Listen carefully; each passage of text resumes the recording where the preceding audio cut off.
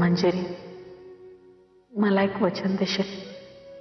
सत्याला कधीही सोडून जाणार नाही असं वचन दे मला. काहीही झालं, या घरावर तुमच्यावर कितीही संकट आली तरी त्या संकटांना तोंड देण्यासाठी सत्याच्या बरोबरीने उभे राहशील. तसा मनातून तो घाबरलेला असतो आणि ते स्वतःपासूनही लपवण्यासाठी तो हे सगळं करतो. त्याची लहानपणापासूनची सवय आहे, मला माहिती आहे ना. तू शक्ती आहेस सत्यजितरावांशी, ते तुझ्याशिवाय नाही जगू शकणार. आणि तुलाही ते माहिती. मग तू असं का वागते? सत्यजितरावांच्या तापटपणामागे तुझ्याबद्दलचं अतोनात प्रेम आहे ना, ते परत मिळव. त्यांच्या मुलीला तिच्या बाबांचं प्रेम मिळू दे. तू त्या दोघांना वेगळं करू नकोस. हे पाप तुझ्या हातून घडू देऊ नकोस. म्हणजे माझ्या बाळाला जन्म दिल्यानंतर त्या क्षणी, त्या दिवशी माझ्या आणि माझ्या बाळाच्या आयुष्यातून निघून जायचं.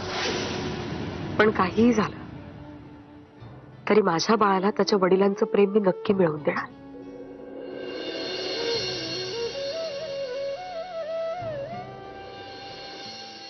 वडील असून सुद्धा पोरकेपणाचं दुःख मी तिच्या नशिबी नाही येऊ देणार.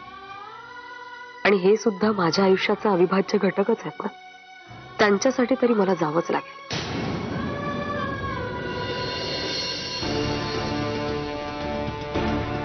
सत्या, कुठे बाहेर चाललाय? माझ्या मुलीचा पत्ता या घरात बसून लागणार नाहीये ना आई. तुझ्या सुनेने एक मोठी कामगिरी सोपवली माझ्यावर, तीच पार पडायला चाललोय बाहेर. तुला शोधायला चाललायस, मला वाद नकोय. माझ्या नातीला आणि माझ्या सुनेला घेऊनच ये. तुला पुन्हा एकदा सांगतोय, तुझ्या सुनेशी मला काहीही कर्तव्य नाही. मी फक्त माझ्या मुलीला शोधायला चाललोय.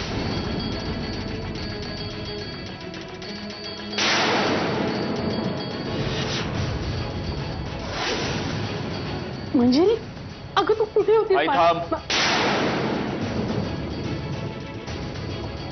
आधी मला माझ्या मुलीला माझ्या ताब्यात घेऊ दे. सत्या, मी बोलतीये ना.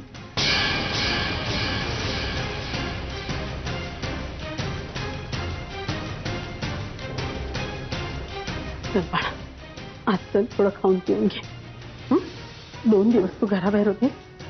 थांबा शाने देते. मंजिरीला कुठे घेऊन चाललात तुम्ही? आज तिथे नाही, मी फक्त मंजिरी सापडली तुम्हाला सांगायला आणि तिला इथं दाखवायला घेऊन आलोय. यापुढे मंजिरी इथे राहणार नाही. तिला मी माझ्या सोबत घेऊन जातोय.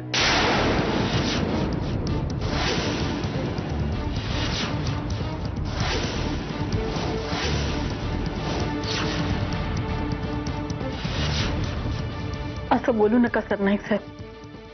सत्यजितचं काही चुकलं असेल तर त्याच्या वतीने मी तुमची माफी मागते. प्लीज शालिनी, ते तुम्ही उगीच विनवणी करू नका. त्यांनी काही फरक नाही पडणार माझ्या निर्णयामध्ये. चल मंजिरी. थांबा. सरनाईक साहेब,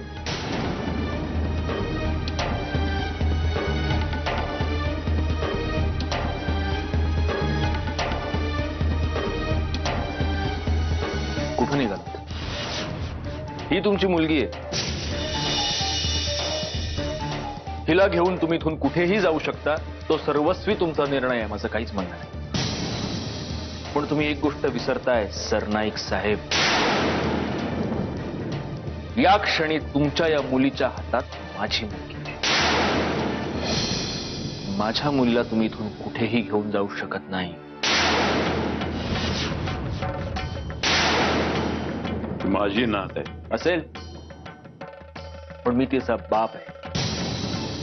त्यामुळे तिच्यावर जास्त हक्क माझा आहे.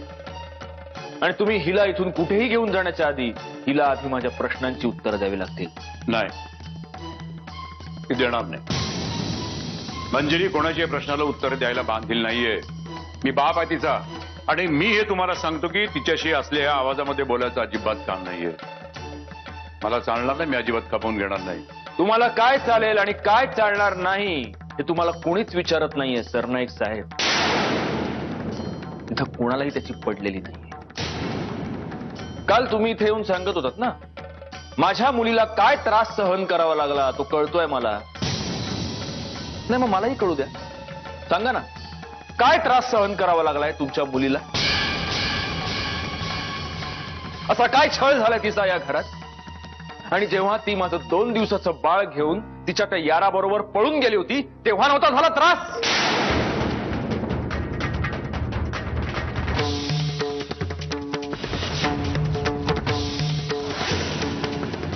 तेव्हा कसा होईल? कारण त्याच्यावर जीव चढलाय ना हिचा. त्याच्यासाठी ती काहीही करू शकते. काल दिवस रात्र वेड्यासारखा शोधत होतो मी माझ्या मुलीला. विचारा ना, विचारा तुमच्या मुलीला, कुठे घेऊन गेली होती ती तिला?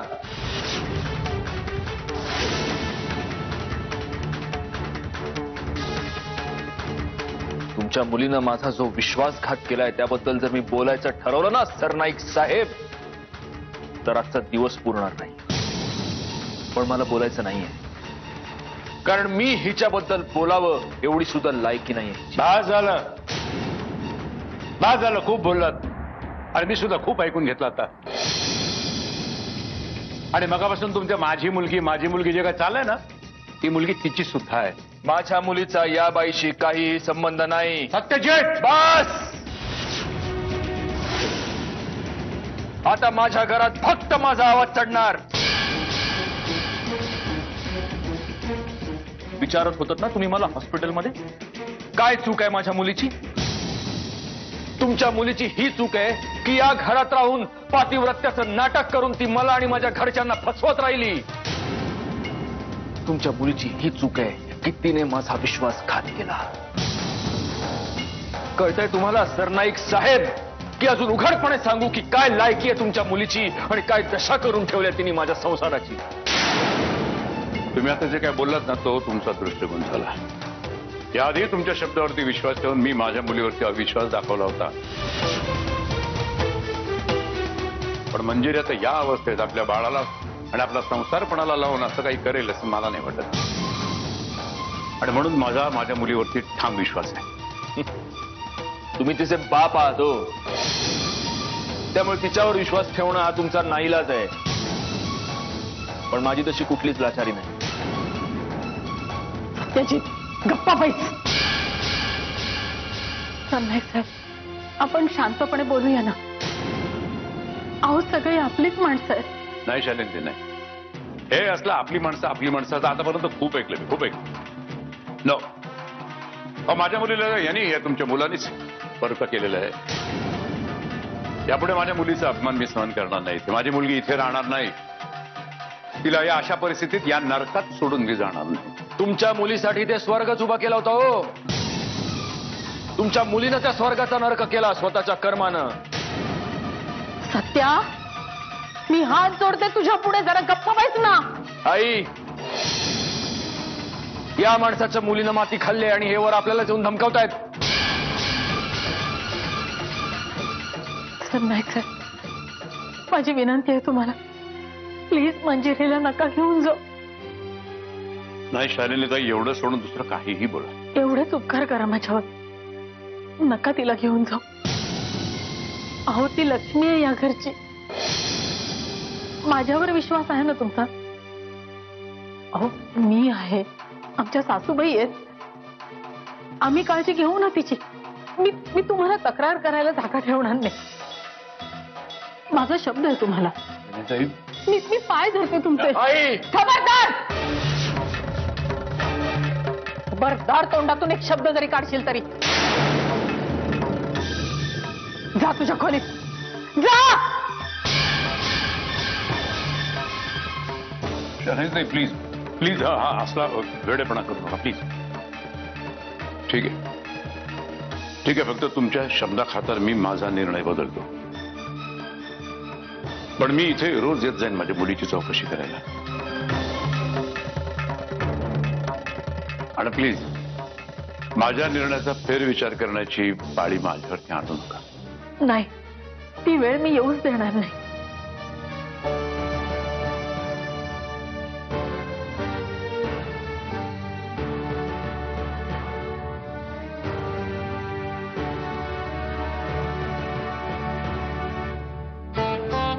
काळजी घे स्वतःची आणि बाळाची.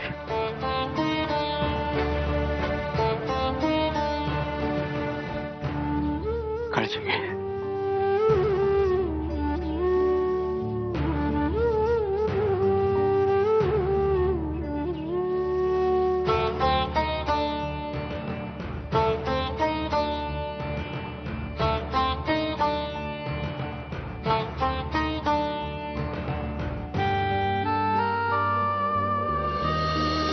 काय झालं? कशाला आलीस तू इकडे? नाही म्हणलं तू अशी इथे एकांतवासात येऊन बसलीयेस, काही प्रॉब्लेम नाही आहे ना विचारावं म्हणून आले. नेत्रा, मला आता काही प्रॉब्लेम येऊच शकत नाही, कारण मला जे जे काय हवंय ना ते सगळं मिळतंय सहज. रिअली? का? तुला काही डाऊट्स आहेत? पण तुझा हा जो गैरसमज आहे ना की एका रात्रीत नशीब बदलतं, तसं नाही होत. आणि तुझ्या बाबतीत तर नाहीच नाही. एका रात्रीत काय 7 जन्मात तुझं नशीब बदलणार नाही. म्हणजे नेत्रा, संदर्भाशिवाय टोमणे मारायची सवयच आहे तुला. तसं जर करत असशील ना तर प्लीज इकडनं निघून जा. माझ्या सगळ्या सवयी तुला खूप चांगल्या माहिती आहेत प्रिया. उगाच नाही येणार ना. पण म्हणलं तुला दुखवायच्या आधी तुझ्या मनाची थोडीशी तयारी करा. नेत्रा, प्लीज स्पष्ट बोल. आता काहीही ऐकायची मनाची तयारी आहे माझी, त्यामुळे बोल. आपल्या दोघींच्या लाडक्या मंजिरी बहिणी या घरात परत आल्या.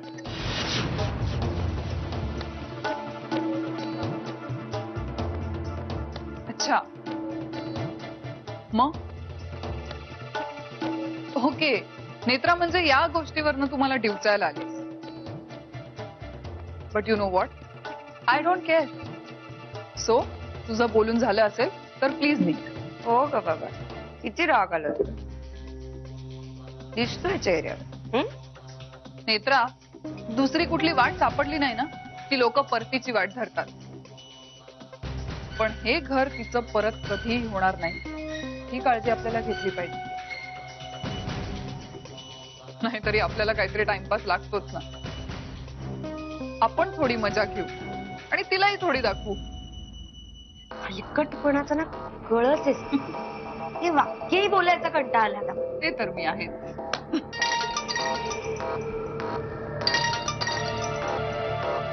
हॅलो, याद आ रही है, तेरी याद आ रही है. अब काय देखण्यात आहे, I missing you, your mind sweet देखण्यात आहे. काय तुम्ही आमच्याकडे येत नाही, आम्हाला भेटत नाही. हो दादा बरोबर आहे. पण आता आमच्या घरची परिस्थिती तर तुम्हाला माहितीच आहे. कसं येणार ना तुमच्या घरी. आय आय आय आय हे तुमच्या घरातली परिस्थिती आम्हाला माहिती आहे. अतिशय वाईट चाललंय तुमच्या घरात. दादा, काही काम होतं का माझ्याकडे? नाही, काय काम असणार हो, आमचं काहीच काम नाही. तुमची तब्येत कशी आहे ते विचारायला फोन केला. कशी आहे तुमची तब्येत देखण्यात आहे? बरी आहे ना तब्येत? अच्छा अच्छा, नाही मग मी बरी आहे. ठेवू का फोन? सांगितलाय ठेवायला फोन. नाही तसं नाही, जरा घाई होती म्हणून म्हणते. तरी आम्ही घाईत माहिती काढायला घाईचा फोन केला की नाही? कुठे आहेत का? मंजिरी बहिणी आल्या घरी. आल्या?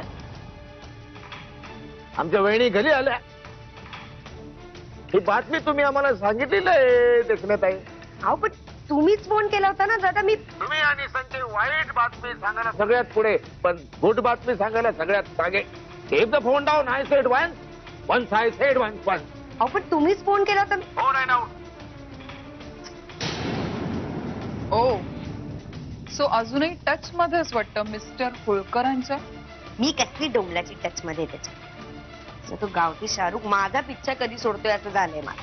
नाही पण तुम्हा भावा बहिणीची जोडी शोभते आहे का?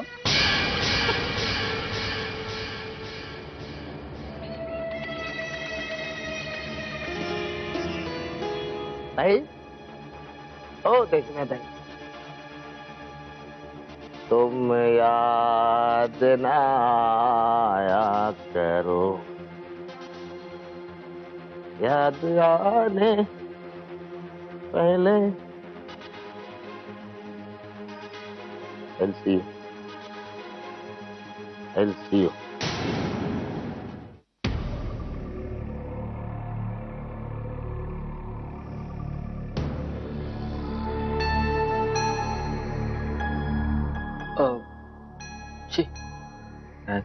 हो गौरांग राजे, आपल्या येरझाऱ्या घालून टेन्शन घेऊन काही होणार नाहीये. बसा खाली.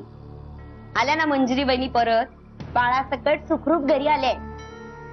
काय विचार करून ते एवढ्याशा पोराला घेऊन पळून गेली ती बाई काय माहिती. एक कप तू दगड आहे. हे, माझी बायको दगड आहे ते माहितीये मला. मंजिरी वहिनी तुझ्यासारखे नाही आहेत नेत्रा, सरळ आहेत. खूप काळजी वाटते मला त्यांची. नेत्रा मला आहे ना, मला सगळं आधीसारखं हवं. हो होणार ना, सगळं पूर्वीसारखं होणार. परत पूर्वीसारखे सत्यजित दादा चिडणार, मंजिरी वहिनीची भांडणार, त्यांच्या अंगावर ओरडणार. मंजिरी वहिनी दिवसभर मुळू रडत बसणार. सगळं पूर्वीसारखंच होणार आहे. कसं आहे ना गौरा, सत्यजित दादा आणि मंजिरी वहिनी यांचा जो काही डेली सोप चाललाय ना घरात, त्यांनी जरा ट्रॅक सोडला होता इतके दिवस. आता परत आलाय तो ओरिजिनल ट्रॅक. हे मधलं सगळं आनंदी वातावरण वगैरे दिखावा होता, पण तसं काही नाहीये. सत्यजित आता असं नाही वागू शकत. अगं एवढा चांगला सोन्यासारखा संसार आहे त्याचा, तो असा बेजबाबदारपणे नाही वागू शकत. अगं मंजिरी वहिनी शांत आहेत, सरळ आहेत, म्हणून नाही, कोणीतरी त्याला याचा जाब विचारलाच पाहिजे. आणि मी भाऊ आहे त्याचा, मीच त्याला जाब विचारणार आहे. ए बाबा, तुला काय परत गोव्याला जायचे डोळे लागलेत का? रस्त्यावर राहायचंय परत? स्वतःच सावरता येत नाही, दुसऱ्याच्या फाटक्यात पाय घालायची सवय आहे तुम्हाला. मुधोळकरांचं ना मला काही कळतच नाही. एक तू आणि दुसऱ्या त्या चारूवाला. मग काय करू? शांतपणे सगळे तमाशे बघत राहू का? नाही नाही नाही नाही, जा ना सत्यजित दादांकडे जा, त्यांच्या समोर उभा राहा आणि म्हण आ बेल मुझे मार. आधी स्वतःचे प्रॉब्लेम सॉल्व्ह करायला शिक, कळलं ना? आणि मग जाऊन दुसऱ्यांच्या प्रॉब्लेम्स मध्ये डोकं घाल. आणि एक गोष्ट स्पष्ट सांगते, आत्ता घरात जे काही चाललंय ना, ते उघड्या डोळ्यांनी बघत राहण्याशिवाय आपण काहीही करू शकत नाही. हे लक्षात घे प्लीज. ए, तू मला शहाणपणा शिकवू नकोस. मला जे योग्य वाटतं ना तेच करीन मी. कर, पण जाऊन सत्यजित दादांना बोलायच्या आधी स्वतःची बॅग भर आणि बॅग घेऊनच जा त्यांच्या रूम मध्ये. कारण तू जाऊन त्यांना शहाणपणा शिकवायला लागलास ना, की ते तुला तडक घराच्या बाहेर काढ. आणि तू एकटा घराच्या बाहेर जा. मी या घराच्या बाहेर जाणार नाही, कळलं ना? जे काय करशील ते एकटा कर. जा जा ना, कसली वाट बघतोयस आता?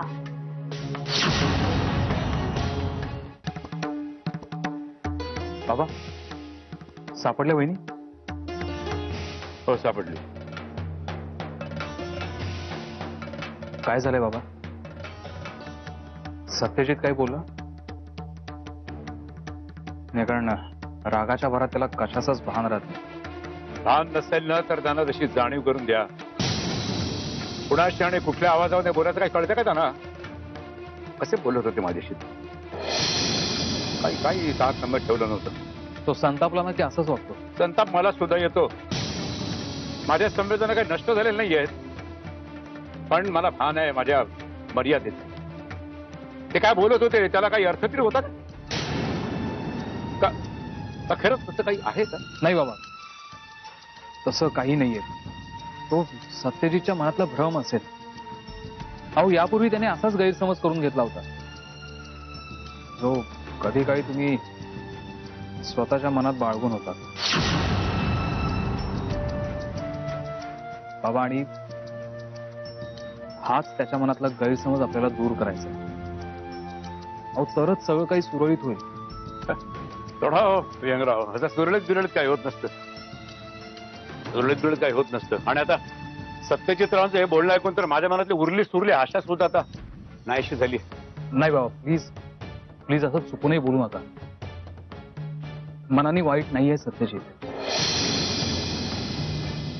बाबा, त्याचं मंजिरी वहिनींवरती असलेलं प्रेम हे एकतर मंजिरी वहिनीनं ठाऊक आहे आणि दुसरं मला, कारण त्यांच्या प्रेमाचा साक्षीदार आहे.